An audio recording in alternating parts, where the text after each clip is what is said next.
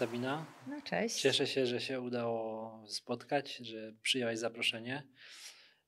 Powiedz mi, jak po podwójnym Ironmanie się czujesz? Jak się regenerujesz? Czy jakieś kontuzje ci doskwierają, czy nie? No minęły już 3 tygodnie, nawet ponad 3 tygodnie, więc mogę powiedzieć, że bardzo szybko doszłam do siebie i wróciłam już do reżimu treningowego. No od tego tygodnia, właściwie drugi już tydzień, 2 treningi dziennie. Okay. No więc kontuzji nie ma. Na szczęście nie ma kontuzji. Czyli nie było to tak, że podwójny Ironman był jakby końcówką sezonu? Tak, Bo z tego co tak. mówisz, to chyba masz jakieś plany jeszcze na No dokładnie tak. końcówkę sezonu. Tak normalnie no to ultra powinno być zwieńczeniem i tą wisienką na torcie i powinnam odpoczywać. No ale tak się stało, że zapisałam się wcześniej właściwie wygrałam start, zakwalifikowałam się na Mistrzostwa Świata do Torremolinos w Hiszpanii. No i te mistrzostwa będą za 3 tygodnie. Okej. Dystans? Standard, olimpijka, więc będzie krótko, więc ultra będzie teraz bardzo krótko. Ale powiedz mi, olimpijka bez draftingu na czasowym rowerze? Dokładnie tak. Czyli tak. nie taka typowa, że jedziecie, jest jazda w grupie, tylko...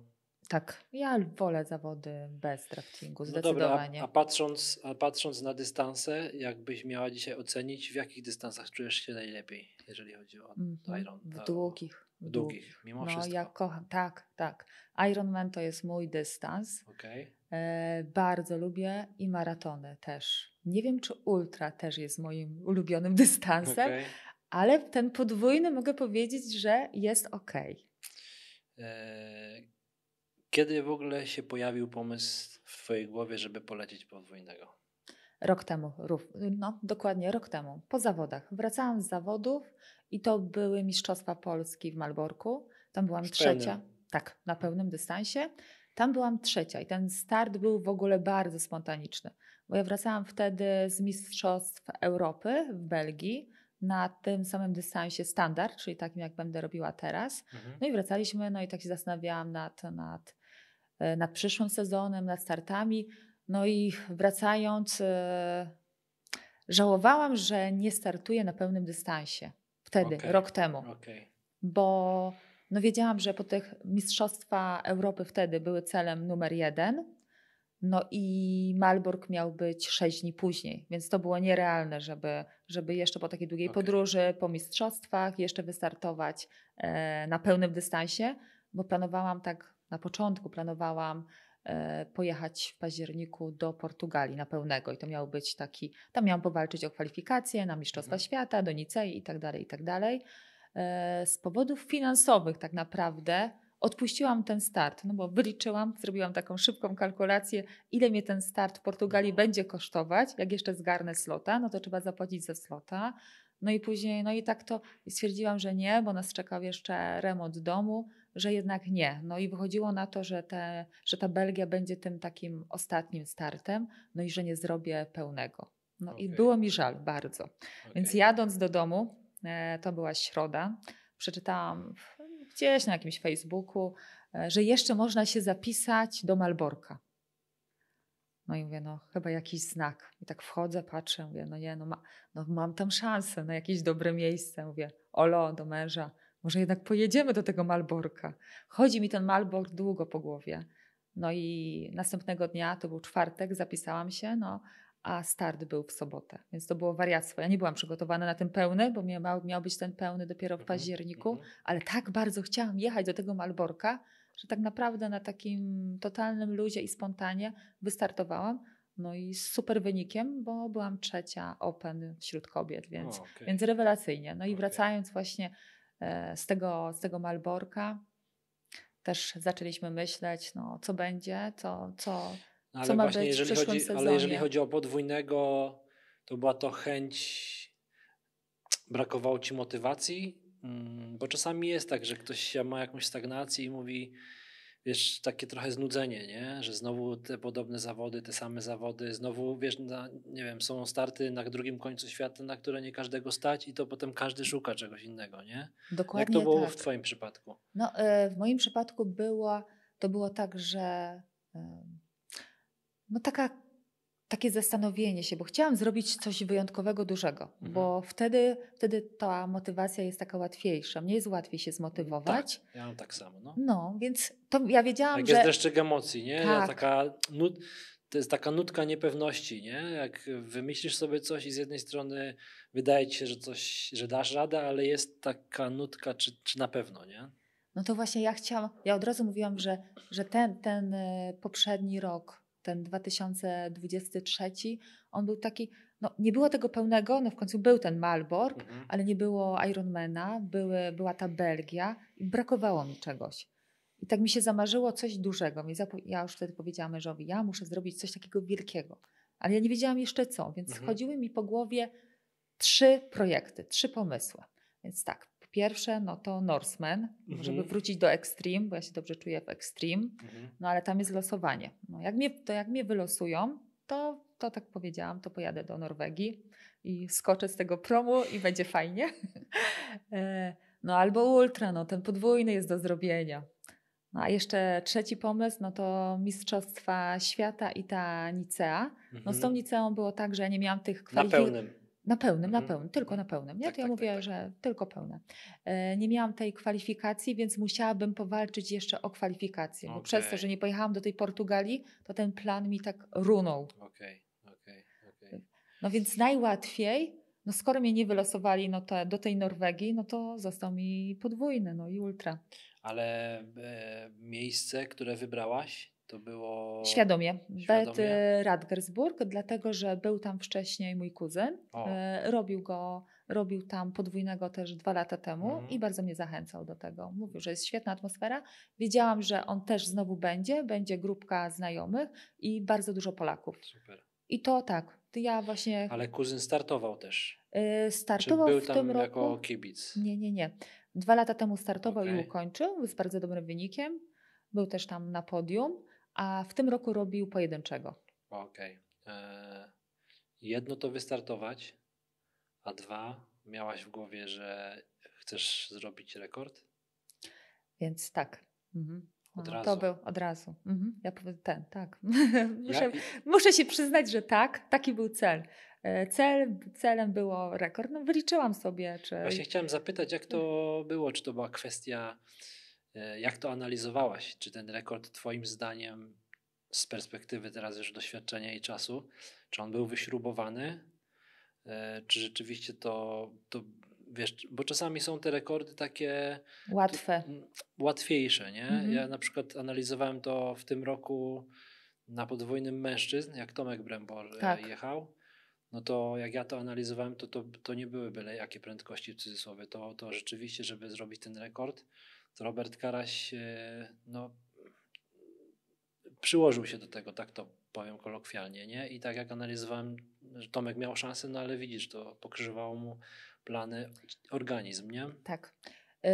Więc na kartce to wyglądało super i bardzo łatwo. Znaczy bardzo łatwo. No, wyglądało to do zrobienia. Niełatwo, bo to nie jest łatwy dystans. To jest trudny dystans. To jest ultra, więc tutaj może się wszystko wydarzyć. Ale w momencie, kiedy ja zobaczyłam, ile ten rekord wynosi, przeliczyłam, to wiedziałam, że mogę to zrobić. Nie, że to zrobię, ale że mogę to zrobić. Jestem w stanie, jak się przyłożę i dobrze potrenuję, to jestem w stanie to zrobić. Tylko że czym bliżej tego startu, tym więcej wątpliwości i tym bardziej doceniałam ten wynik i uświadomiłam sobie, jak trudno będzie mi pobić ten rekord. Więc to nie jest tak. To fajnie wygląda na papierze. To rzeczywiście wszystko jest proste, bo sobie wyliczysz. No dobra, skoro pojedynczego robię tak i tak, tu sobie dołożę, no to i wyjdzie. Nie. W momencie, kiedy już miałam coraz większe objętości, coraz dłuższe treningi i zaczęłam to liczyć po raz... Ja naprawdę na każdym treningu liczyłam, czy mi braknie, czy nie. Każdy trening kończyłaś zmęczeniem i ty mówisz jeszcze tyle i tyle. Tak. I coraz więcej wątpliwości. A tak już późno, właściwie może 2 miesiące przed zawodami, miesiąc przed, celem już nie było pobicie rekordu, ale zrobienie tego po prostu w dobrym czasie. No właśnie nie skupiałam się na rekordzie. Tak, właśnie chciałem zapytać nawet pod kątem tego, że na początku pewnie wyzwaniem byłoby ukończenie, ale jeżeli ty myślałeś już o pobiciu rekordu, to kwestia ukończenia dla ciebie była takim trochę chyba pewnikiem, nie? Że już nie zwracałaś uwagi na ukończenie, tylko jakby... Tak, na dobry czas. Tak, bo czasami tak bywa, że zapominasz o tym takim celu pośrednim, żeby go ukończyć, nie? Tylko o dobrym czasie i to gdzieś tam idzie, że to jest takie w twojej głowie prostsze, nie? Do zrobienia. Tak, celem nie było ukończenie, bo wiedziałam, że ja to zrobię, bo ja znam siebie, więc może to taka, nie wiem, pewność siebie jako sportowca. Ile godzin zajęło ci to? Przypomnij mi proszę. Ile godzin? 22 godziny 55 minut. Okej. I to było, o ile ten rekord został pobity? 18 minut. W którym momencie wiedziałaś, że ten rekord jest twój? Na samym końcu. Naprawdę, na samym końcu. Więc, miałaś z tyłu głowy, że jeszcze może coś się wydarzyć. Tak, do samego końca. Chyba na ostatniej pętli, kiedy już ta ostatnia pętla jest taka wyjątkowa, bo wtedy biegnie się pod prąd. Czyli wszyscy biegną w jednym kierunku, a biegnie się w drugą i dlatego już kibice wiedzą, że to jest ta twoja ostatnia pętla i biegnie się ze swoimi ludźmi, ze swoim supportem, więc to jest świetne. Z flagą już wtedy, więc ja zapytałam, czy będzie ten rekord. Powiedzieli mi, będzie, ale nie znałam wyniku. I oni też do końca nie znali tego wyniku. Tak naprawdę nawet organizatorzy nie znali tego wyniku. Wszyscy wiedzieliśmy, że jest rekord, ale nie wiedzieliśmy dokładnie. Okay. Tak, dopiero naprawdę na mecie już szampan, wszystko już było, gratulacje, medale i tak dalej. Wiedzieliśmy, że jest rekord. Dopiero sprawdzili w wynikach, jaki to jest czas. I byłam wtedy dokładny czas i wtedy byłam w szoku. Nie spodziewałam się takiego wyniku. To jest tak, że żeby uznać twój rekord też musiała być kontrola antydopingowa. Oczywiście, musiało być wszystko zgodnie z przepisami, co? Tak. To tak zawsze jest, bo to przy rekordach tak jest. Tak samo przy mistrzostwach Polski też. Czy w Malborku to... Myślisz, żeby wyśrubować ten rekord? Jeszcze kiedyś? Nie. Ja nie pobijam swoich rekordów. Czyli, jakby. Nie, ale jakby się przydarzyło, że ktoś by chciał pobić ten rekord, korciłoby cię, żeby go wyśrubować jeszcze bardziej, czy raczej masz... Na chwilę obecną nie. Nie, jakby nie wchodzę 2 razy do tej samej rzeki. Nie mam takiej potrzeby. Zrobiłam to, co miałam zrobić na tą chwilę. Jestem zadowolona. Nie czuję potrzeby, tak szczerze, nie czuję. Może każdy może pobić, proszę, droga jest wolna i każdy się może wykazać. Masz plany na przyszły sezon? Już jakieś? Nie musisz zdradzić, jeżeli nie chcesz. Dużo osób o to pyta i też... Bo to jest takie chyba naturalne, nie? To jest takie naturalne, tak. Dużo osób pyta o potrójnego, a co teraz? I w momencie jeszcze przed startem w domu ja zapowiedziałam, ale też moja rodzina zapowiedziała, żeby tylko cię nie korciło robić potrójnego. Sabina, pamiętaj. Więc ja powiedziałam, żadnego potrójnego nie będę robić. I tak było przed startem. Nie mówię, że teraz mnie korci i że chcę. Chciałem zapytać, czy po starcie coś się zmieniło? To jest do zrobienia. Jakby ten potrójny jest do zrobienia. Myślę, że jestem w stanie go zrobić. Pytanie, czy ja chcę i czy jestem gotowa znowu się tak poświęcić. Bo tak jak już mówiliśmy, gdybym nie pracowała, to bym się skusiła. Tak myślę. Ale godząc pracę, treningi, obowiązki takie związane z domem, ja chcę też trochę pożyć. Ale życia nie miałam tak przez te ostatnie miesiące. Właśnie miałem zapytać, jaka była różnica nawet pod kątem godzinowym, czy ogólnie takie większe różnice między przygotowaniem do poprzednich startów czy poprzednich sezonów, a do tego podwójnego? Początkowo nie. Początkowo było nawet tych treningów mało, więc nawet napisałam do trenera, co tak mało tych treningów, jak ja mam zrobić podwójnego z takiej objętości. Ale dostałam sygnał spokojnie, i rozkręciło się bardzo rzeczywiście i później już miałam tych treningów dość. Jaki był taki w przygotowaniach najcięższy moment, albo które treningi były takie najbardziej ciężkie dla ciebie, czy fizycznie, albo psychicznie? Nie, psychicznie były. Najgorsze były te wszystkie longi, wszystkie długie treningi. Bo trenowałaś sama? Nuda, tak. Tak, ja sobie jeszcze to utrudniałam, te treningi. Tak. Ja wtedy trenowałam na pętlach. Więc biegałam na pętlach, żeby było jeszcze trudniej, żeby się już przyzwyczajać I jeździłam na rowerze jak chomik, naprawdę, na zewnątrz. Nie wiem, co tam ludzie z okien, jak patrzyli na mnie, co sobie myśleli i mówili. Pętle? Na jednej pętli jeździłaś to? Na takiej samej? Czy to bardziej były jakieś większe pętle? No na jednej albo na takiej jednej wydłużonej. Okay. No więc to tak. No taka podobna pętla. Taka podobna. I to w sumie co? Tak naprawdę czas treningów się różnił, tak? Reszta niewiele? Nie, też.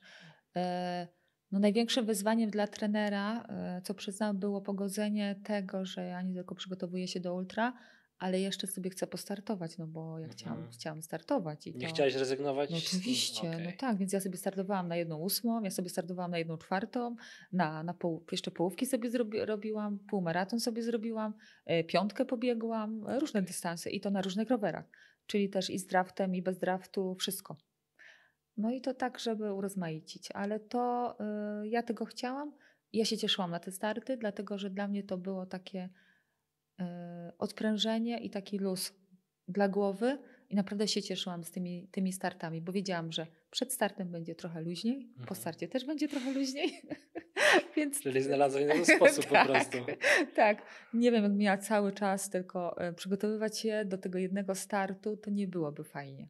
Nie byłoby fajnie, poza tym ja nie lubię mieć jednego głównego startu tylko w sezonie. Ja lubię mieć dużo startów, bo każdy start coś wnosi i czegoś mnie uczy.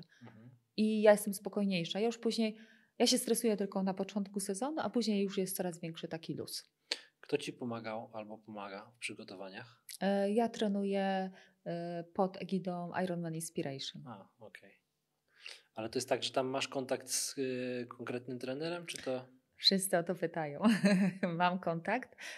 To jest taki interfejs jakby, bo to nie jest tylko trenowanie z aplikacją. Ta aplikacja to jest taki interfejs, to jest taki łącznik pomiędzy mną a trenerem, więc w momencie, kiedy ja napiszę do trenera, że coś tam, nie wiem, chcę zmienić trening, odpowiedź jest praktycznie natychmiastowa. I pasuje ci taki sposób komunikacji z trenerami? Bardzo mi pasuje. Ja trenuję już 5 lat. Więc ale zawsze od początku? Z nimi. Tak, nie. A wcześniej trenowałaś sama, czy trenował cię ktoś inny? Na samym początku trenowałam sama, później miałam trenera, z którym miałam kontakt bezpośredni. Przez moment trenował mnie to przed Diablakiem kolega, a później już było Ironman Inspiration. Bardzo mi pasuje taki sposób, dlatego że nie mam czasu na jakieś takie kontakty i ja nie potrzebuję nawet takiego kontaktu z trenerem, żeby mu za przeproszeniem zawracać głowę i pytać o wszystko. Ja masz wiem, spiskę, czegoś nie wiesz, dopytujesz. Dokładnie konkretnie. Tak. Ja wiem, co mam robić. To jest robota do zrobienia. I ja się tego trzymam. Mnie nie trzeba pilnować. Ja jestem bardzo osobą systematyczną. Jak mam trening do zrobienia, to ja go zrobię. Bardzo rzadko nie robię treningów. Bardzo rzadko. Wszystko muszę mieć zrobione tak, jak trener każe, więc ja to robię od A do Z. No, są sytuacje i były takie sytuacje, że musiałam skrócić trening, bo na przykład było bardzo gorąco. Wyszłam, nie było tak gorąco, a później miałam bieg z narastającą prędkością i to wyszło słońce i było południe. A to był bieg zakładkowy, więc po rowerze jeszcze bieg z narastającą prędkością, więc on mnie mocno sponiewierał. Pamiętam jeden taki trening, skróciłam go. Przyznaję, że go skróciłam, słucham swojego organizmu.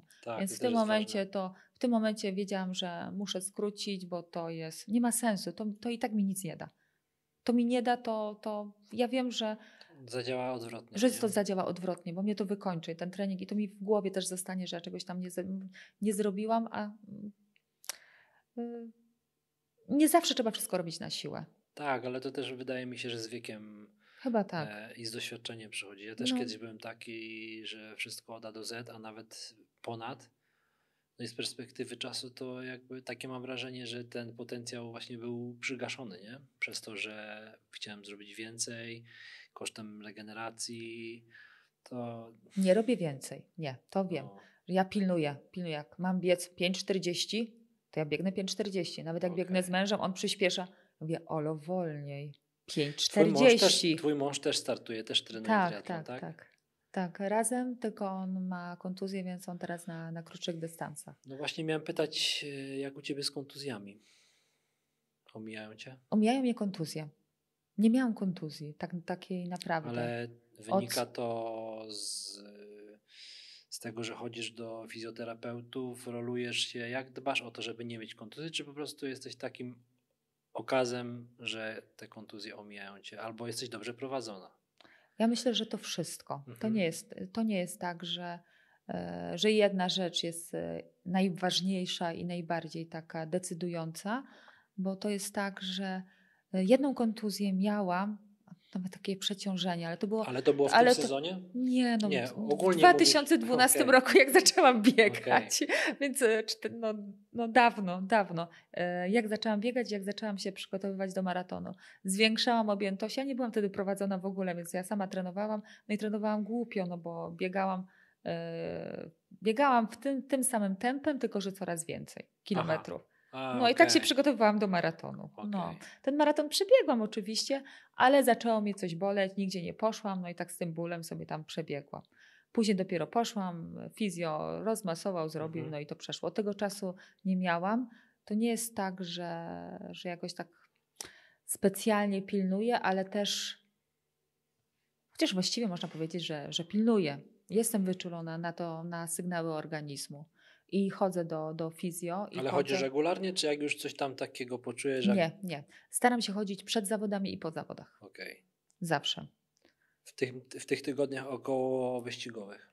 Tak, około wyścigowych. Tak, w takim okresie przygotowawczym, jeżeli nie czuję żadnych przeciążeń, bóli, to nie chodzę, to tylko roluję się. Zawsze się roluję i zawsze się rozciągam. Ale zawsze, w sensie zawsze... Po każdym treningu. Po każdym treningu? Po każdym treningu, tak. Czyli jak teraz masz 2 treningi, to jeszcze dochodzą rolowania? No ale to jest moment. No tak, no ale to wiesz, jednak czasami przychodzi takie nawet zmęczenie psychiczne, że ty już chciałabyś się położyć spać, a tu jeszcze, wiesz, rolowanie... Ale ja znalazłam na to sposób. Tak? Bo ja się zawsze rozciągam przed telewizorem. Okej. Więc leci film, cokolwiek, wiadomości, film. Ja nie czuję, że ja się rozciągam. Ja to robię z przyjemnością. Wyciągam matę i mogę się długo rolować i rozciągać, bo ja sobie przy okazji oglądam. Więc nie mam z tym problemu. Ile godzin sypiasz? 7, 8. Normalnie. Czy normalnie w sensie tak komfortowo? Bo to tak. W zależności kto ile może sobie pozwolić, nie? No staram się tak spać, żeby jednak te 7 godzin minimum spać. To też pilnuję. Myślę, że sen jest też ważny. I tak jak mówiliśmy, chyba to wszystko tak wpływa na to. A kwestia diety, jak sama sobie dobierasz? Ktoś ci pomaga, czy to bardziej kwestia doświadczenia? Od zawsze, od momentu, kiedy zaczęłam uprawiać sport, zaczęłam zwracać uwagę na to, co jem. Więc jem Ale nie ma tak, zdrowo. że ważysz, tylko... Nie ważę, ale w zeszłym roku ważyłam, bo chciałam zrzucić trochę kilogramów i byłam...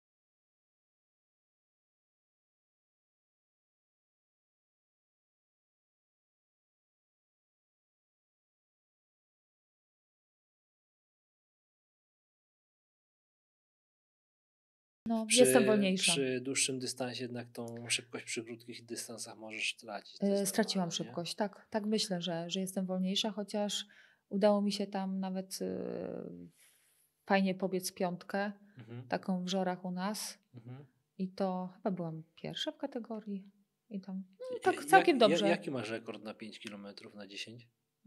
Nie mam jakichś specjalnych rekordów. Tak. Mój rekord to jest, tylko że na trasie w Żorach, ona jest taka pagórkowata, więc tam mamy 2 podbiegi. 2 mocne podbiegi, no to wtedy miałam 20 minut 14 albo 15 sekund. Jak na taką pagórkowatą, to dobry czas, nie? Tak, myślę, że dobry. Znaczy ja byłam zadowolona bardzo. Ja w ogóle jestem zadowolona z wszystkich swoich czasów biegowych. Ja nawet jestem z nich dumna. Jaka dyscyplina jest dla ciebie najtrudniejsza albo gdzie widzisz, że możesz najwięcej poprawić, największy postęp zrobić dzisiaj z perspektywy czasu? Więc jak zaczynałam triatlon, a było to w 2015 roku, najlepiej wychodziło mi pływanie. Ale to w ogóle nie jestem najlepiej mi wychodziło. Czyli, ale pływanie jest moją najsłabszą dyscypliną czyli teraz. odwrotnie niż u większości. Tak, ale ja powiem dlaczego. Bo wtedy poziom pływania był bardzo słaby i ludzie nie potrafili pływać. A ja już pływałam kraulem, którego się nauczyłam sama. Bo ja się sama uczyłam pływać. A że umiałam pływać kraulem, no to a inni nie za bardzo, no to zdarzało się nawet na zawodach, że wychodziłam gdzieś w czołówce wśród kobiet. Nawet pierwsza raz kiedyś wyszłam. W ogóle dla mnie kosmos, bo miałam lęki takie przed wodą. To było tak, że... Przed otwartą?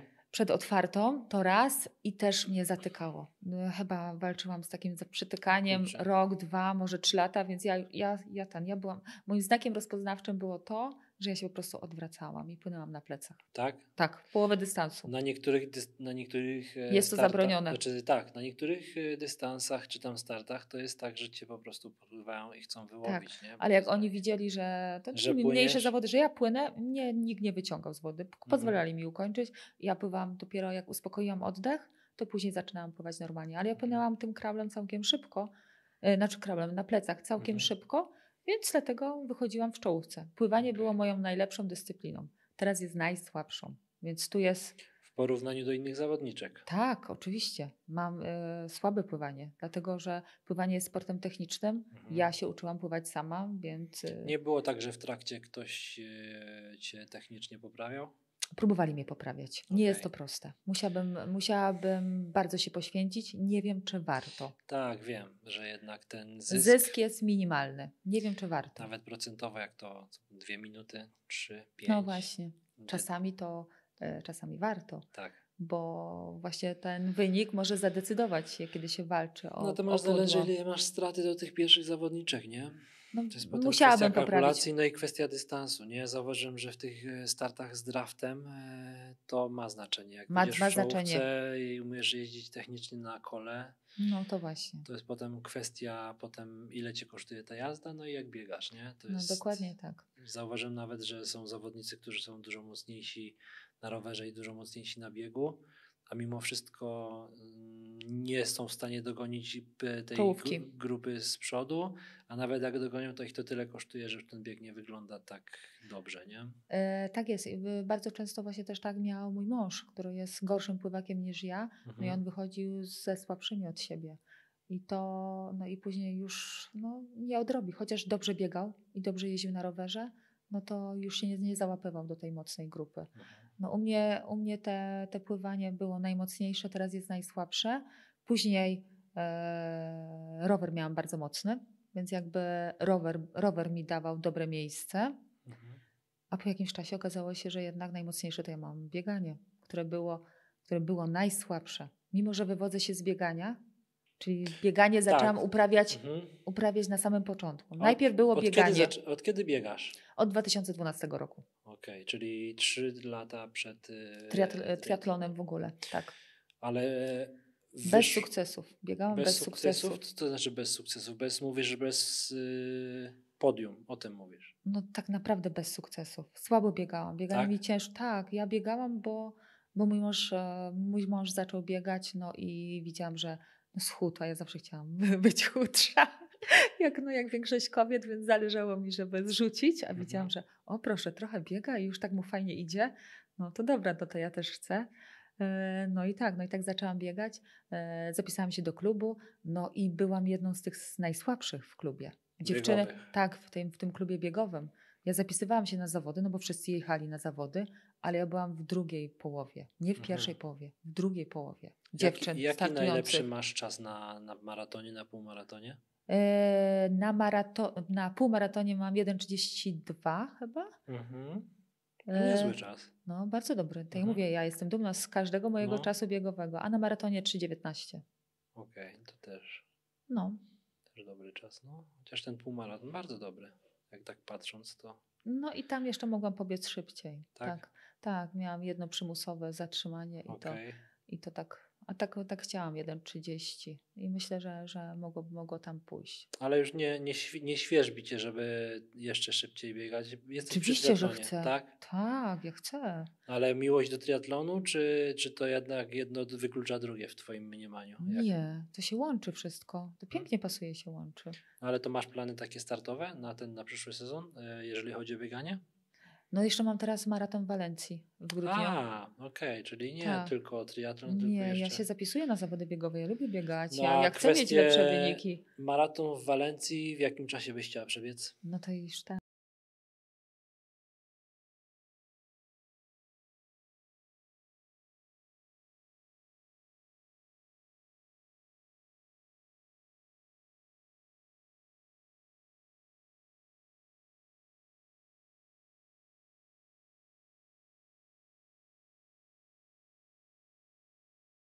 Mieć. A dlatego, że on mi zawsze mówił, no bo to trzeba na tym bieganiu. Jak ja tak byłam taka niezadowolona z tego swojego biegania. Naprawdę, bardzo. A jemu tak to wszystko wychodziło. To on mówił, to mnie tak pouczał, a te ręce ci nie pracują, a to trzeba zapieprzać. A ja mówię, ale ja zapieprzam, ja naprawdę robię wszystko, co mogę, ale nie byłam w stanie biec. No takie moje ulubione tempo to było zawsze 5,40. Ja tak dychy biegałam 5,40. To było moje ulubione tempo. Naturalne. Naturalne, tak. Więc co ja z tego tempa, szału nie było, ale ja nie byłam w stanie biec szybciej. Więc dlatego to jest ten mój cel. On wie. On wie o tym. Ale mówisz, że ma kontuzję teraz? Tak. Coś poważnego? No, z Achillesem. No, to taki standard. Znam niestety temat. Myślę, że dużo facetów zna ten temat i nie tylko. To prawda. No, więc dlatego tego trochę wykluczyło, ale on mnie kibicuje, wspiera i na ultra też był ze mną i jest taką moją podporą, więc na ultra był on, byli znajomi i moje córki. Tak. No, w jakim wieku są córki? 15 i 20. Kiedyś słyszałem takie zdanie, że jeżeli chce się dobrze osiągać wyniki w pełnym, to... Dzieci muszą być odchowane. Tak. Potwierdzasz to? Oczywiście, że tak. To mówił mężczyzna, bo to ale ma rację. Marcin Konieczny chyba powiedział kiedyś. Tak, wiem, ale on ma rację. Tak, to Marcin mówi. Tak jest. A tak naprawdę, przygotowując się do ultra, to już nie tylko dzieci muszą być duże, odchowane, ale to jeszcze dobrze byłoby nie mieć pracy albo pracować tak mało. Bo to jest wyrzeczenie duże. I to, o czym mówiłam wcześniej, że kosztowało mnie to dużo i myślę, że całą rodzinę też. Bo tak naprawdę nie miałam życia żadnego. Wspominałaś takiego poza sportowego. Warto wspomnieć, że ty tak naprawdę do pracy dojeżdżasz jeszcze. Tak. Nie tylko pracujesz na 3/4 etatu, to jeszcze dojeżdżasz i to też zabiera czas. Tak się śmialiśmy. To właściwie wychodzi etat, bo z tymi dojazdami to wychodzi etat. Śmialiśmy się, że to liczymy, bo to jest kwestia logistyki. Jak do tego jeszcze dołożysz gotowanie, jeszcze wszystkie. A gotuję, nie mam cateringu żadnego, niestety muszę gotować, muszę dom posprzątać, i jeszcze muszę ugotować rodzinie. No tak. I wyspać się 7-8 godzin. I wyspać się, bo w końcu regeneracja. Więc wszystkie inne rzeczy odpadały. Najwięcej treningów robiłam w weekendy, bo wtedy miałam najwięcej czasu. Pomagała mi też córka w wakacje, było fajnie, bo moja córka młodsza lubi gotować. Super. Więc i ma w tym wielką pasję, więc to było ekstra, bo ona, mamusiu, a co ugotować? Mamusiu, a co zrobić? Bo on bardzo lubi gotować.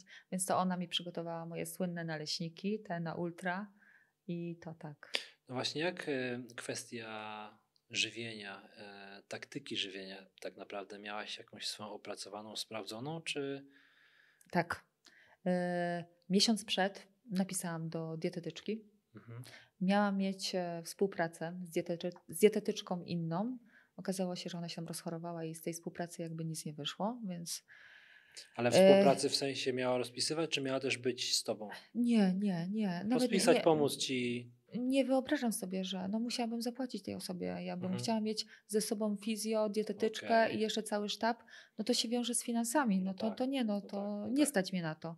Więc nie, to w ogóle nawet nie brałam tego pod uwagę, że ktoś ze mną pojedzie i to nie. Czyli bardziej kwestia online, rozpiski. Tak, online. To miałam mieć współpracę, tak jak mówię, z jedną z dietetyczek. Okazało się, że nie wyszło nic z tego, więc zaczęłam się bać. To mnie bardzo stresowało. Co ja mam jeść? Ja nie wiem, co ja mam jeść. Ja wiem, co ja mam jeść na pojedynczym, ale co ja mam jeść na podwójnym? Dlatego pomyślałam sobie o dietetyczce, którą znałam z podcastów, która bardzo mi się spodobała, Zosia Piotrowicz. napisałam do niej, od razu był odzew pozytywny, tak, mamy mało czasu, ale pomogę Ci, zrobimy tylko, co będę mogła, pomogę Ci. Świetna współpraca, jestem mega zadowolona, naprawdę, bardzo. Rzadko się spotyka taką fachowość i takie kompetencje, więc po rozmowie takiej online, to było kilka długich rozmów, ustaliłyśmy strategię żywieniową, ale najpierw ją testowałam. Czyli najpierw bazowaliśmy na tym, co już znam i co mam przetestowane, więc na sprawdzonych żelach, batonach i tak dalej, co już wiedziałam, że jest ok z poprzednich startów i w sumie z mojego doświadczenia takiego startowego. Potestowałyśmy, musiałyśmy sprawdzić jeszcze tempo pocenia, bo tego nigdy nie robiłam, żeby wiedzieć, ile przyjmować płynów, więc ja miałam dokładnie rozpisane i mój support jak też badałaś wiedział. tempo pocenia? Ważyłam się przed i po. Na wszystkich treningach. Nigdy nie miałam mniej niż 2,5%. Nie zeszłam poniżej, nawet w takie upalne dni. Więc nie pocę się bardzo, więc to było na plus. To jest super, no. Tak, ale i tak musiałam przyjmować elektrolity, więc pierwszy raz przyjmowałam elektrolity. Nigdy nie brałam elektrolitów na zawodach. To było pierwszy raz. No ale myślę, że to też zaprocentowało. No i mój support wiedział dokładnie, co mi podawać. Miałam przygotowane takie jakby bloki żywieniowe 2-godzinne. Czyli i na rower, i na bieganie. Ale bloki żywieniowe 2-godzinne to znaczy, że... Czyli tak, na 2 godziny zawsze były 2 bidony. Jeden bidon z Izo, drugi z Vitargo, plus 100 gramów węglowodanów w różnych postaciach. Ale to Ci podawali na każdym kółku? Czy to po prostu za wtedy... jednym zamachem brałaś, czy zatrzymywałaś się, pakowałaś bidony i jadłaś? Plan był taki, że ja to będę wszystko w biegu robiła, bo ja idę na rekord przecież, nie? Więc ma być tak szybko. No ale niestety, ja jak jadę na zawody, to zawsze mam jakieś extreme, więc trafiłam na oczywiście rekordowe upały, 38 stopni. Ja myślę, że nawet było więcej, więc był upał. Miałam to wszystko łapać w biegu, ale tak naprawdę to się zatrzymywałam po 1-2 pętlach, żeby tam uzupełnić. Oni mi dolewali, podawali albo do kieszonki, albo do ręki, w zależności co. Przed pętlą, bo pętla miała 10,6 km. Rowerowa, takie 20 minut. Więc ja albo coś wzięłam, albo mówiłam teraz nie, na następnej słone, słodkie, naleśnik, bułka, więc bardzo fajnie mi wchodziły naleśniki. Bardzo dobrze. Więc te naleśniki... To były naleśniki normalne, naleśniki mąka, jajko, mleko? Tak, które zrobiła moja córka. Tak. Okej, ale smażone? Smażone, normalne naleśniki. Nie, my zawsze... Na teflonie? Nie, my zawsze rozpuszczamy trochę masełka i do ciasta dodajemy. Okay. Ale jak moja córka je zrobiła, to nie wiem, ja tak zawsze robię, chyba tak, trzeba byłoby ją zapytać. Okay. Były dobre, wchodziły i nie były. Nie miałaś żadnych problemów żywieniowych? Albo żołądkowych? Miałam na bieganiu. Miałaś? Miałam. To tak Ja na przykład jak kiedyś biegłem i po którymś kilometrze biegu ultra już cokolwiek bym nie zjadł, to już miałem tak, że mnie zbierało na wymioty i to był taki problem u mnie, nie? I to tak? zmęczenia po prostu. Nieważne co bym zjadł, nie? Już nawet z piciem było podobnie, to było najgorsze. No, bałam się tego zmęczenia smakiem, słodkim. Właśnie o to chciałem też zapytać. No. Więc o tym wiedziałam, więc dlatego ustaliliśmy od razu z dietetyczką, że przygotowujemy 2 wersje tych naleśników. Z pesto, wersja słona, wytrawna i z nutellą i dżemem. Bardzo szybko, to mnie zaskoczyło chyba, ja już zaraz na początku roweru ja już nie miałam ochoty na słodkie. Od razu, ale myślę, że to było wynikiem tego upału.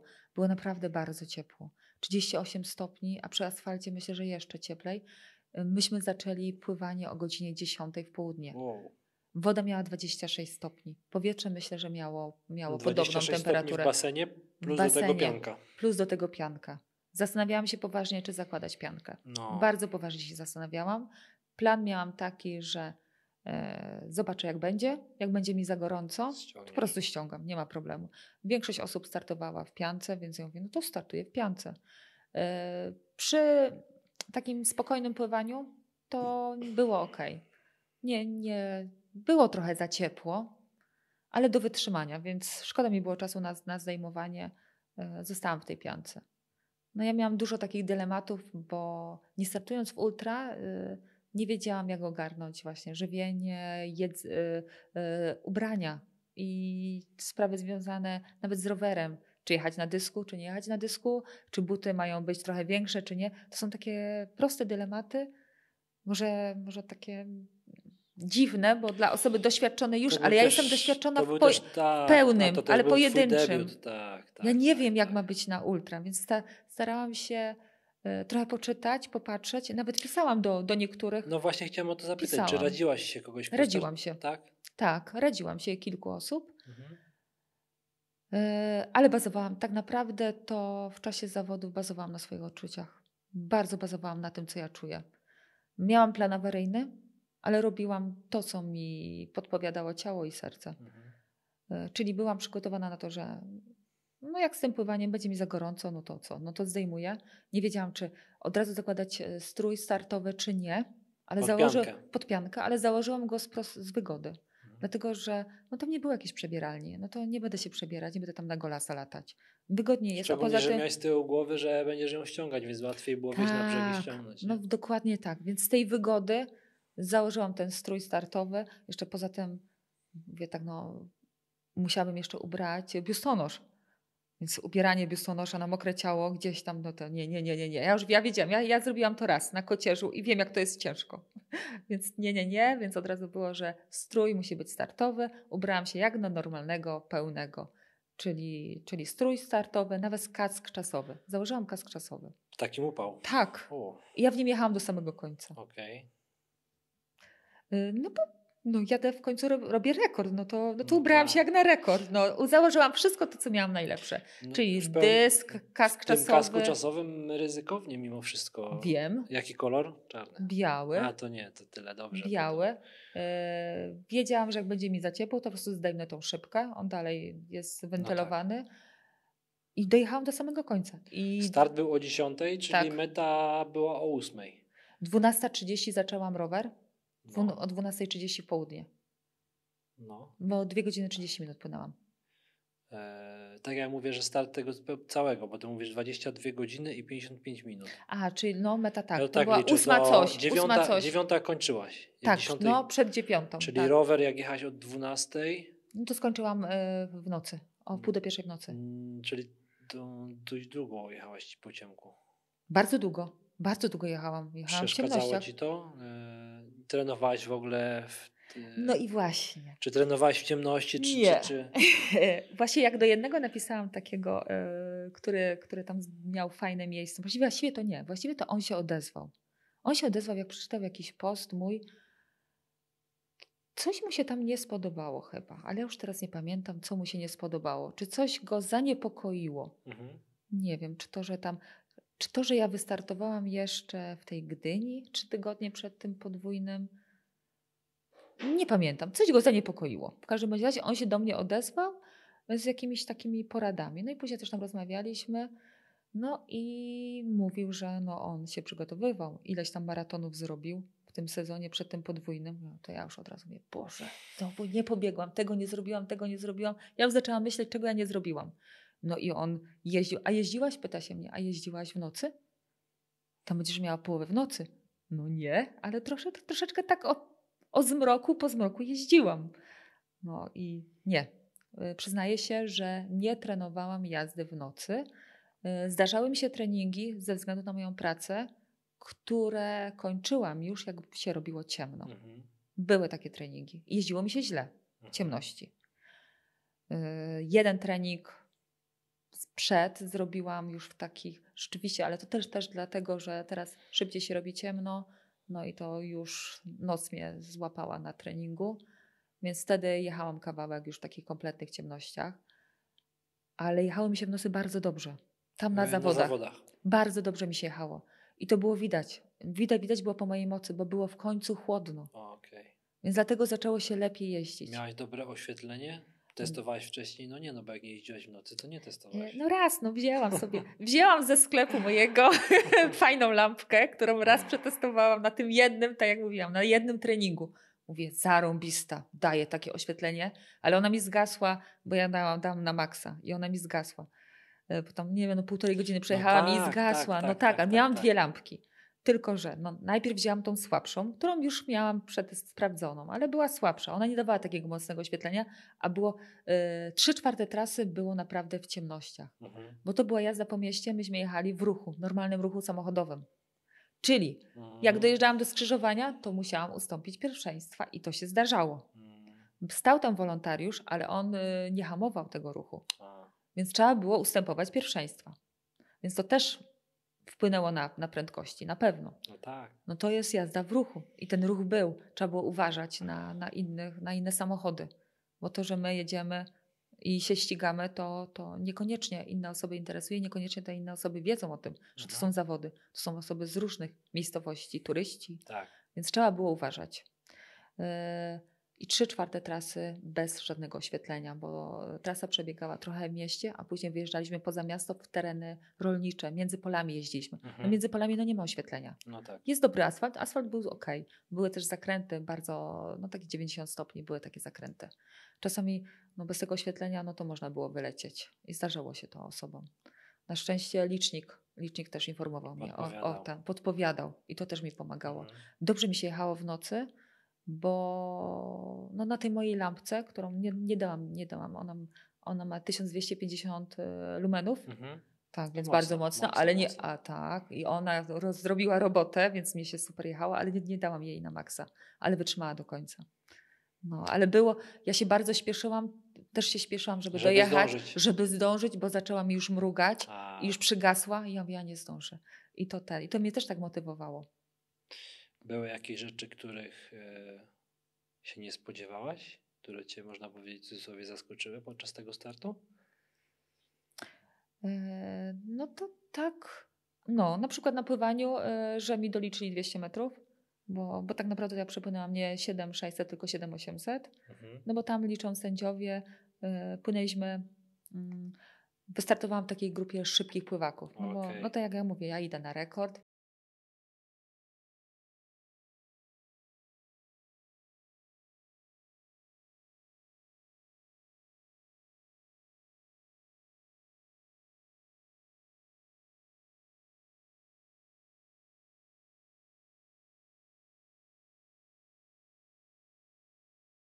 Dogoniłam. To znaczy oni zwolnili. Już i koło 5 chyba kilometra. Nie wiem, czy... Jaki miałeś czas pływania? 2:30.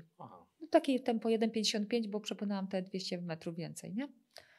Więc okej. Jak dla mnie to takie jest ten. Taki był cel. Ja miałam przepłynąć nie wolniej niż 2:30. To było moje założenie. To był mój cel 2:30. Bo tak jak mówię, jak ja sobie kalkulowałam, to wiedziałam, że muszę przepłynąć, że 2:30 i rower 12 godzin. I później robimy wszystko na bieganiu. No i tak było. Bo ten rower mi też wyszedł 12 godzin. Czyli wszystko zgodnie z planem. Wszystko zgodnie z planem minimum. Ale właśnie zgodnie z planem, w sensie tym planem, który rozpisałeś na kartce. Ja go miałam w głowie. Tak, ale to mówi, że... Tak, ale jak rozmawialiśmy, że na papierze wszystko dobrze wygląda pod tym kątem. Na zasadzie w głowie... Znaczy ja chciałam szybciej ten rower pojechać i pewnie dałoby się go szybciej pojechać, bo byłabym w stanie pojechać, ale niestety Nie chciałaś ryzykować, czy to po prostu tak wyszło? Tak jak mówiłam, ja słucham siebie.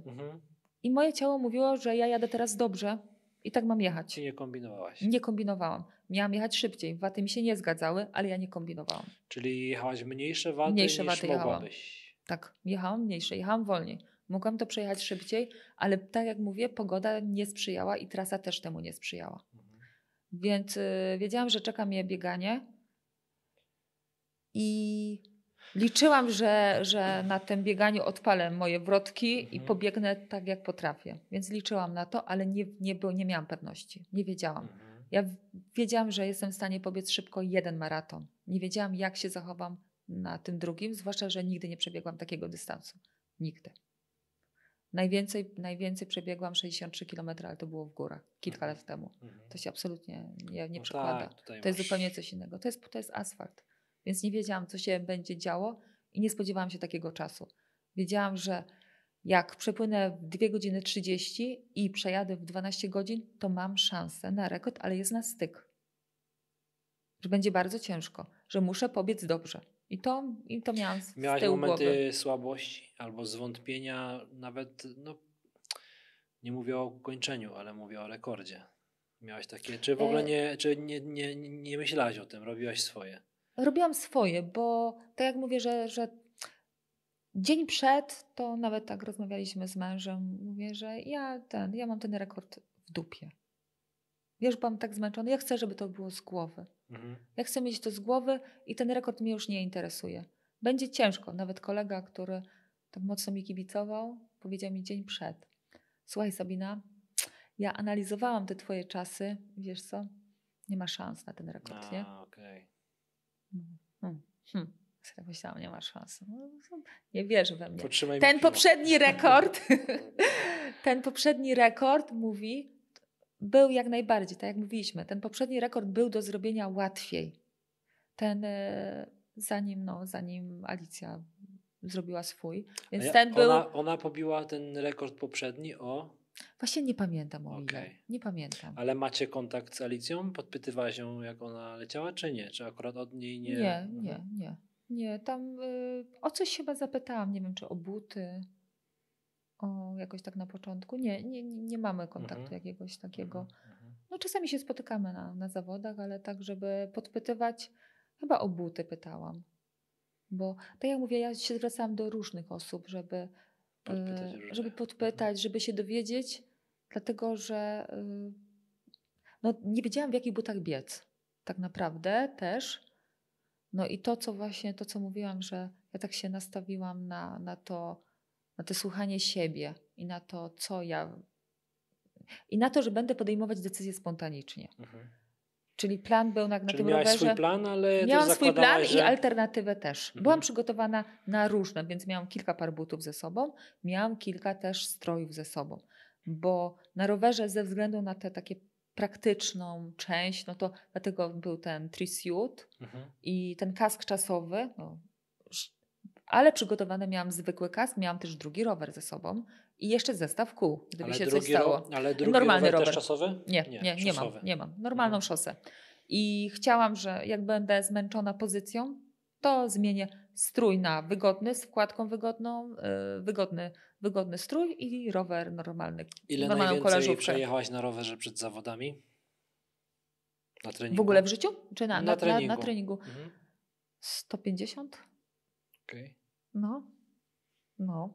Nie przejechałam więcej. I ciężko mi było. Byłam zmęczona, byłam wykończona tym treningiem. Tyłek mnie bolał, w ogóle wszystko mnie bolało. Ale podczas zawodów myślałaś, że... O zmianie roweru? Nie, nawet, że wiesz, że jedziesz, masz 180 i mówisz jeszcze 180 i jeszcze 2 maratony. Nie. Nudziło mi się na tym rowerze. W nocy mi się nudziło. Naprawdę. Ja podjeżdżałam do mojego supportu, mówię, nuda. Po prostu... Nie miałam. Dobrze mi się jechało. Zwłaszcza jak już była ta noc, naprawdę jechało mi się dobrze i mogłabym więcej przejechać. I w podobnym tempie. Nie byłam zmęczona po rowerze, chociaż jak zeszłam, ja w ogóle nie schodziłam z roweru. Czyli ja się zatrzymywałam, żeby mi uzupełnili bidony, czy tam jedzenie. Wypięłam jedną nogę, ale ja nie schodziłam z roweru. Rozumiem. Ani razu. Nie zeszłam z roweru. Nawet nie byłam w toalecie. O. Nie byłam w toalecie, ale nie dlatego, że nie wiem, psikałam gdzieś tam po drodze. Nie chciało mi się. Nie chciało mi się. Potrafiłam wytrzymać. Chciało mi się na samym końcu, ale potrafiłam wytrzymać. Okay. Czyli to wszystko, co wypijałam, wypacałaś. Wypacałam, tak. Czyli dobrze to było zbilansowane wszystko. Wydaje mi się, że tak, że nie miałam potrzeby, więc nie zatrzymałam się ani razu, więc jak już zeszłam po tych 360 kilometrach, no to był taki moment, że ja się zachwiałam. Tak musieli mnie podtrzymać bo to jest nagle z tej prędkości, z takiego schodzi się. Z tej jednej pozycji i potem ta głowa zadarta do tyłu. No to mnie trzymali i weszłam do tego namiotu, siadłam i zaczęli mi te buty ubierać. Ale były takie momenty, że tak załóżmy, schodzisz z roweru, masz takie delikatne zawroty głowy i przeraża cię to? Tak. Wiesz, o co chodzi? Mówisz, ty masz jeszcze 2 maratony do przebiegnięcia. A te nogi nie pracują, w ogóle nie pracowały. I takie, wiesz, myśli, kurczę, czy wszystko jest okej, czy nic mi nie dolega, bo... Miałam, jak najbardziej, bałam się tego. Czy nic mi nie będzie, bo to czasami, wiesz, rekordami, jakieś tam upartość to jest jedno, ale człowiek zawsze, jeżeli ma tam odrobinę takiej jakby to świadomości, no to wiesz, ma dla kogo żyć. wiesz o co chodzi, czy tobie się nic nie stanie, nie? W takim sensie, czy organizm to wytrzyma, no bo to tak jest coś niespotykanego, sama powiedzieć, że nie przejechałaś tyle, nie? Na Oczywiście, rowerze. że tak. Tylko, że ciśnienie było, tak jak mówiłam na początku, kiedy myślałam o tym rekordzie. Ja go miałam jakby z tyłu głowy, ale ten rekord w trakcie zawodów już przestał być tym celem. Ja już nie myślałam o tym rekordzie. Mi było wszystko jedno. No tak, ja ale mimo wszystko nie a chciałaś chciałam zrezygnować. No Nie, właśnie o tym mówię, nie że chciałam tutaj rezygnować. masz Nie. zawroty głowy, a nie chcesz zejść z trasy, nie? No nie, no w ogóle to o tym mówię. No właśnie, to nie wchodziło w ogóle bo to jest jakby wkrada się strach, taka obawa o własne zdrowie, życie nawet, nie? Czy nie miałaś takiego czegoś? Nie doprowadziłam się do takiego stanu. Okej. No, nie, to ja chyba się nigdy nie doprowadziłam do takiego stanu. Jak zawsze mam z tyłu głowy, że mam rodzinę, dzieci. Jak jest mi źle, to ja wtedy plan B. No i tyle. I mam to, tak jak mówię, mam to gdzieś. Życie jest ważniejsze. Nie będę pędzić na złamanie karku z górki, bo się boję, więc nie będę pędzić. Nie będę czegoś robić wbrew sobie. Tutaj to było takie normalne. No ja wiedziałam, był ten moment, że jak zeszłam, no to, znaczy właściwie to nie mogłam iść. Mówię, jak ja teraz mam biec? Jak zobaczyłam siebie, bo jak poszłam do toalety, zobaczyłam siebie w lustrze, to nie wiem, byłam jakaś taka blada. To chyba po tej jeździe taki dziwnie wyglądałam. Mówię, Boże, jak ja wyglądam. Sama się przeraziłam, ale to nie wiem, wydaje mi się, że dlatego, że jak 12 godzin tak się jeździ w kółko i w tym takim amoku, to później jest coś takiego, że człowiek jest jak robot, na takim autopilocie. Więc, o dziwo bardzo dobrze mi się zaczęło biec. Więc nie mogłam chodzić, a po, nie wiem, 100 metrów, nie, może nawet 50 metrów i nagle te nogi się rozkręciły i ja zaczęłam biec, ale za szybko. Ale to też taki standard, nie? Ja wiem, że nie wolno za szybko zaczynać. Tak, to chyba taki, ja nie wiedziałem, że na ultra to też się zdarza, ale to też się zdarza na ultra. Standard na chyba każdym dystansie. Tak, jeżeli zawsze. Ktoś, nawet jak jest doświadczony, ale jest coś takiego, że... Tylko, że u mnie jeszcze było ten minus, że mój zegarek przedstawił się na milę. Nie mam pojęcia, jak on to zrobił. I ja nie wiedziałam, jakim tempem biegnę. On mi pokazuje, ja mówię, co on tu pokazuje? Jakieś 6 coś? Przecież chyba tak wolno nie biegnę. Mi się wydawało, że szybko biegnę, ale to 6 coś to jest niemożliwe. A on się przestawił na milę i długo to trwało. To tak trwało może z 8-9 kilometrów, zanim ja rozszyfrowałam, że to są mile. Bo ja myślałam, że on liczy mi pętle, ale też mi się to nie zgadzało. Mówię, co on tu pokazuje w ogóle? Ale wiedziałam, znaczy ja cały czas wyprzedzałam i mój support mi powiedział, jakim tempem biegnę. Więc ja wiedziałam. Nie zgadzało ci się. Nie zgadzało mi się to w ogóle i wiedziałam, że biegnę za szybko. I zwolniłam, ale i tak pierwsze 20 kilometrów zrobiłam w 5:18. No.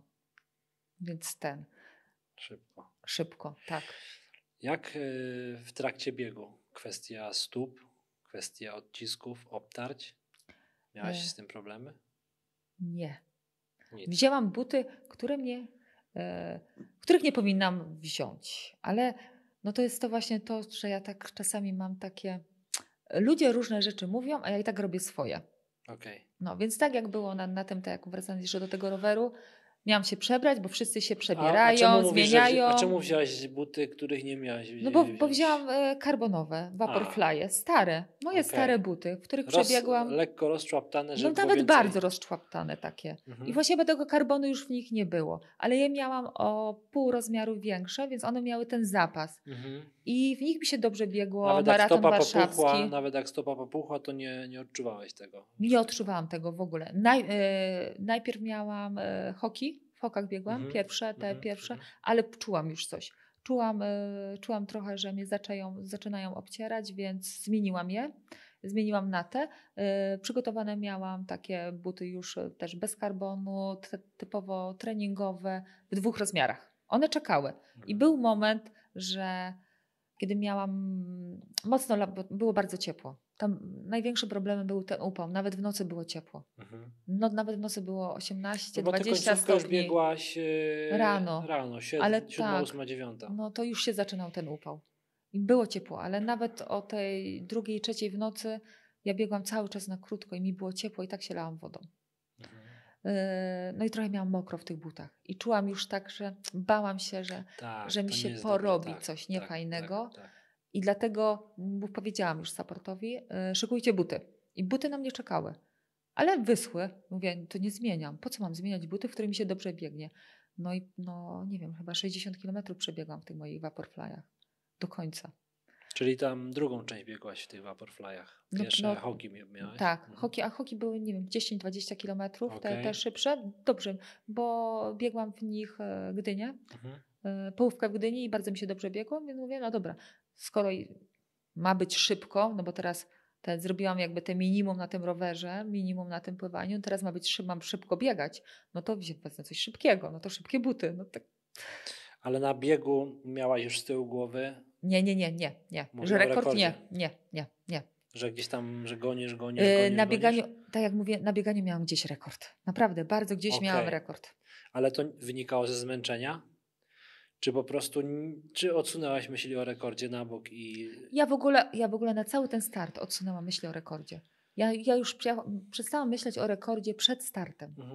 Czyli to trochę jak tak teraz mówisz, to pamiętam jak Małysz pracował z psychologiem, to psycholog kazał mu się skupić na 2 dobrych skokach, a nie na tym, które miejsce zajmie. I to chyba trochę jest w tym sekret, tak mi się wydaje, z tego co ty mówisz, no to trochę chyba tak, że tak cel działa. był i przygotowywałam się cały sezon, swoje, ale tu już wiedziałam, ja nic nie zrobię, ja mam zrobić swoje a czy będzie rekord, czy nie, nie jest to ważne. Trzeba zrobić swoje. Chciałam dobrze pobiec, bo wiedziałam, że mogę dobrze pobiec.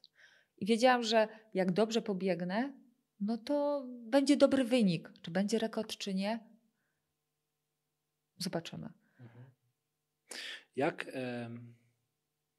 Jak odzew po zawodach? Oj, fantastyczne. Tak w ogóle. Spodziewałaś się takiego boomu?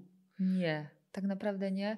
Fantastyczny odzew i to tak, po zawodach, oprócz takiego zmęczenia fizycznego, no to doszło takie oszołomienie tym wszystkim. Tymi gratulacjami, tym ile osób dzwoniło, pisało, to tak, rzeczywiście. No i cały czas jeszcze, to wszystko trwa, więc ta bajka jeszcze trwa. No ale był hejt w tym wszystkim wmieszany Żadnego hejtu nie było. Nie, żadnego hejtu nie było. Bo jednak czasami się spotyka gdzieś tam ludzi, którzy dziwnie to komentują, dziwnie nie było hejtu, dlatego że ludzie widzieli, że to wszystko, że ja to zrobiłam z pasją, sercem, z pomocą rodziny i tak naprawdę, że nie jestem ani jakąś, nie wiem, gwiazdą, influencerką. Mam swoje lata. Tak, ale czasami wiesz, mam takie wrażenie, że ludzi boli, jeżeli komuś coś się udaje. Taki ja odbieram to czasami, że przyczepiam się do takich rzeczy, które są dziwne dla mnie, nie? Mówię ogólnikowo. Dlatego o to zapytałem. Tak, rozumiem. To bardziej wcześniej, tak myślę, że na początku, tak jak mówię, że te bieganie... Ja właśnie gdzieś się spotkałem przed twoim startem, że będziesz próbowała pobić ten rekord. I nie pamiętam, czy to był artykuł, czy to była twoja wypowiedź. A spotkałeś się już, tak? Właśnie ja gdzieś, nie wiedziałem, czy to, nie pamiętam już teraz, czy to była twoja wypowiedź, czy to była, że ktoś się o tym wypowiedział. I to było gdzieś w internecie, tak mi się wydaje, bo ja nie pamiętam, ale miałem z tyłu głowy, że ty będziesz próbowała pobić ten rekord. Ale padło moje imię i nazwisko? Tak. Tak? No. A to ciekawe. I gdzieś to... Ja myślałam, że znaczy ja się też tym nie... Ja nie pamiętam skąd. Na pewno to było w internecie gdzieś i nie wiem, czy na YouTubie ktoś o tym wspomniał. Tak, a to ja nie wiedziałam. Dobrze, że o tym nie wiedziałam. Wiesz, może ja to zinterpretowałem troszkę, bo naprawdę pamiętam to jak przez mgłę i może to też tak było, że ktoś powiedział, czy nie będzie próbowała pobić rekordu Ali i może to odebrałem, że będziesz, wiesz jak to czasami taka autosugestia, nie? Aha, nie pamiętam skąd, nie pamiętam gdzie, ale pamiętam, że nawet wysłałem komuś linka z tym, że startujesz i napisałem, że będziesz próbowała i nie wiem skąd to do mnie przyszło, no. A to jestem zaskoczona. Ja myślałam, że myślałem, że to była twoja wypowiedź. Już nie pamiętam skąd to było. Ja na samym początku, to tylko w jednej rolce właściwie to mój sponsor to bardziej tak nagłośnił, że będę ja może w tym kierunku tak nie chciałam iść. Oni tak to trochę nagłośnili, że będę próbowała bić rekord. Tak jak mówię, ja miałam to z tyłu, ale nie chciałam... Żeby to było takie napompowane. Żeby to było napompowane i żeby mnie to przytłaczało, bo to, że ja chcę, a czy ja to zrobię, to jest jeszcze daleka droga i wiele rzeczy może się wydarzyć. Ultra jest bardzo nieprzewidywalne I bardzo zaskakujące. To jest, nie mogło ściąć nawet na ostatniej pętli przecież. Wystarczyło, żebym tylko szła. Mogłam już nie zrobić. Udało się, były te siły, była ta motywacja, ale mogło wiele rzeczy nie pójść. Więc ja też nie chciałam narzucać sobie tej dodatkowej presji, bo ja już miałam i tak tą presję na początku w tej głowie. Dopiero jak już sobie to wszystko poukładałam, to trzeba było sobie dobrze poukładać, że no, Sabina, no zrobisz co będziesz mogła, ale ty nie musisz nikomu niczego udowadniać. Jak się uda, będzie super, ale jak będzie ten drugi wynik, nawet w czasie biegu to mi mąż powiedział, jak będzie drugie, to też jest super. Więc niech będzie te drugie, ekstra. Byleby się to skończyło i żeby już się tym nie męczyć, bo męczące było to samo, to przygotowywanie się i ta niepewność, co zabrać, co jak ta niepewność. Tak. Ja już teraz mam wiedzę, ale ta niepewność była, no i to takie podporządkowanie całego życia, to było bardzo denerwujące. Ja naprawdę, nawet pływając, fajne jest to pływanie w tym Bad Radgersburg, bo pływa się w takim, to jest taki aquapark. Więc my mamy wydzielony basen, ale obok jest strefa dla wszystkich, dla turystów. Okay. Więc I tam życie toczyło się... No życie toczy się zupełnie inaczej. Lepsze życie. Lepsze w tym momencie, tak mi się wydawało. Ja płynę, patrzę nagle obok, mój mąż płynie obok. Mój mąż był obok. On sobie płynął tym innym torem. Moje córki mi machają. Super, fajnie. A ja myślę, Boże, po co? Po co? I po co się, Sabina, zapisywałaś? Po co się wpakowałaś w coś takiego? Przecież ty mogłaś być tam obok z nimi. Następny moment taki, który pamiętam jeszcze z roweru, jak patrzyłam, jak ludzie się zatrzymywali i oni, no było tak gorąco, że ludzie się zatrzymywali, chłodzili głowy, lali te głowy. Mi było szkoda na to czasu. Więc ja w tym kasku czasowym, raz tylko zdjęłam kask czasowy, raz. I mąż mi polał głowę. To było raz. I ja trochę im zazdrościłam, że oni to robią z takim spokojem. Że trochę mają tego czasu. A ja jednak, no coś mnie pcha. I coś mi z tyłu głowy no z tyłu. Niby ten luz, niby ten spokój, ale jednak z tyłu głowy chce człowiek coś zrobić i coś nie pozwalało mi się jednak zatrzymać. Mimo, że nie wiedziałam, czy się uda, czy nie, ale jednak nie zwalniałam i do końca biegłam. Naprawdę do końca biegłam. Nawet ostatni kilometr chyba 5:18. Super. Tak, byłam w stanie biec. Super. No, byłam w stanie. Jak wyglądało dojście do siebie po zawodach? Byłaś mocno nadszarpnięta? No zaraz po zawodach to było tak, że no wiadomo, oszołomienie, wszystko super. Po tej kontroli, jak tam na tej kontroli siedziałam, no bo tak z pół godziny, jak wstałam, to już było ciężko iść, więc mam takie fajne filmiki, widać jak mnie córki trzymają. Tak, widziałam. To jest mega i tak rzeczywiście było. Później kolega mi chciał zdjąć na siłę buty. Ja mówię, nie zdejmuj mi tych butów. Z przerażeniem mówię, co ja tam zobaczę. No. Okazuje się, było tak, zdjął, ja patrzę, nic. Paznokcie całe? Ale tak po minucie czy po dwóch nagle pęcherz jakiś wyskoczył, jeden, drugi. Ale one zaczęły wyskakiwać po czasie dopiero. Aha. To było fajne. Naprawdę, tak w ciągu, tak jakby w sekundzie te pęcherze. Jeden taki większy pęcherz, wydaje mi się, że on mi się zrobił przez to, że trochę wody się dostało do tych butów. Później jeden taki mniejszy. To właściwie 2 pęcherze, ale tak między palcami. I więcej nie. I to w jednej nocy. Paznokcie całe, wszystkie. Szczęściara. Nie wiem jak. Ale biegło mi się, tak jak mówiłam, do końca biegłam.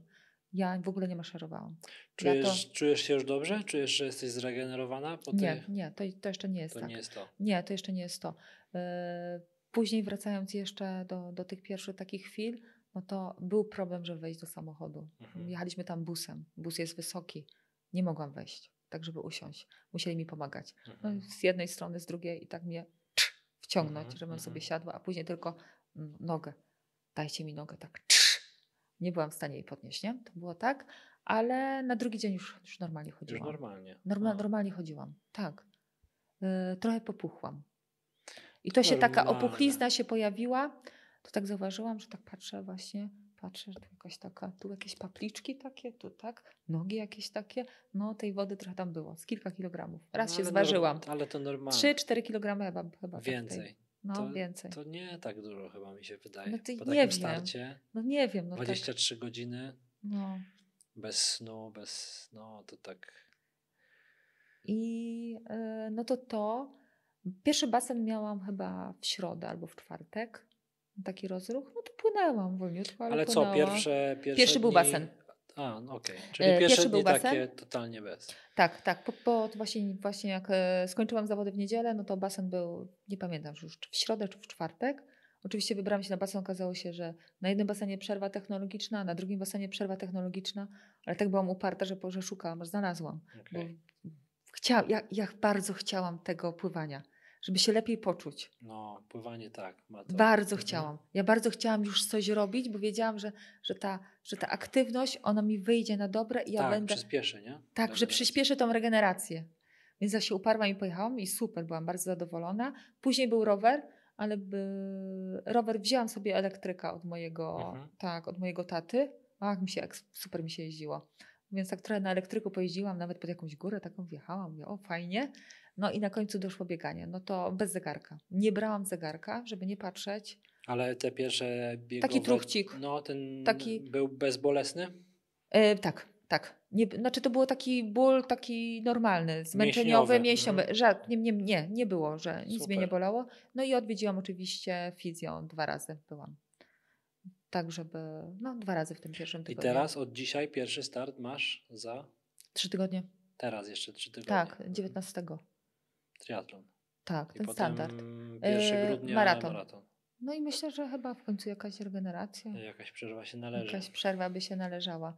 Tak. Ale masz psychicznie, że chcesz już tą przerwę? Że już jesteś zmęczona?